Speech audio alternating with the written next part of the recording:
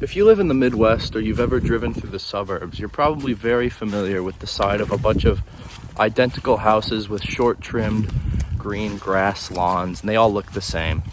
Lawns are a staple of American culture, and that's thanks to the suburbanization that came after World War II. Lawns in the US have a pretty murky origin, because before there were parks, lawns, and fields everywhere, buildings would just be finished by surrounding them with big patches of hard compressed dirt. There were still grasses, of course, but the native kinds to Missouri are fibrous and scratchy, and those aren't really good for walking the dog or playing sports on. Lawns were imported from Europe. No, not literally imported, that would be too difficult.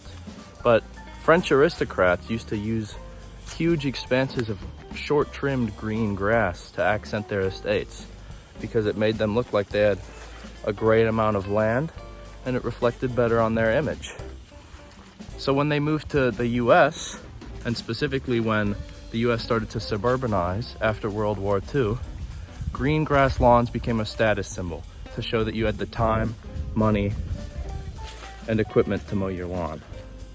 But the problem with lawns is that aside from being based in historically classist ideals where you have to have enough time and money to maintain keeping up a lawn, is that they're ultimately unsustainable. They have to be mowed, and mowers produce fumes and noise, both of which are pollutants.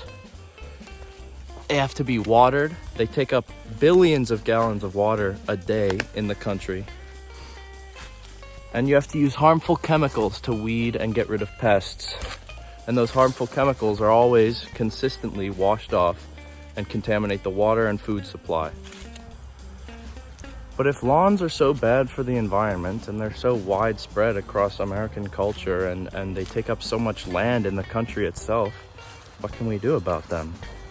People have a lot of ideas about how to solve the problem of lawn sustainability. For one, you can just mow your lawn less, because the longer grass holds onto water for longer. That means you have to water it less and mow it less. But there's a more permanent and effective solution too. Replacing your lawn with native plants eradicates the need to mow, eradicates the need to add extra water to your lawn. And native plants always end up weeding themselves because they've evolved naturally to compete for light and resources. Around our campus, there's plenty of empty dirt lots, tree wells, and plant pots that could certainly use a little bit of love. So if you take your seeds there and plant them just by digging a little hole, sprinkling them in there, and covering with some dirt and water, the rain will do all the hard work, and come springtime, you'll see your flowers pop up where your seeds were planted, and that's pretty beautiful. Maybe I haven't convinced you to go spend your own quality time in the beautiful dirt lots that surround our school campus. And that's okay, but I would just direct you to take your seed pouch down to Forest Park. You know, it's just a hop, skip, and a jump down Forest Park, the street.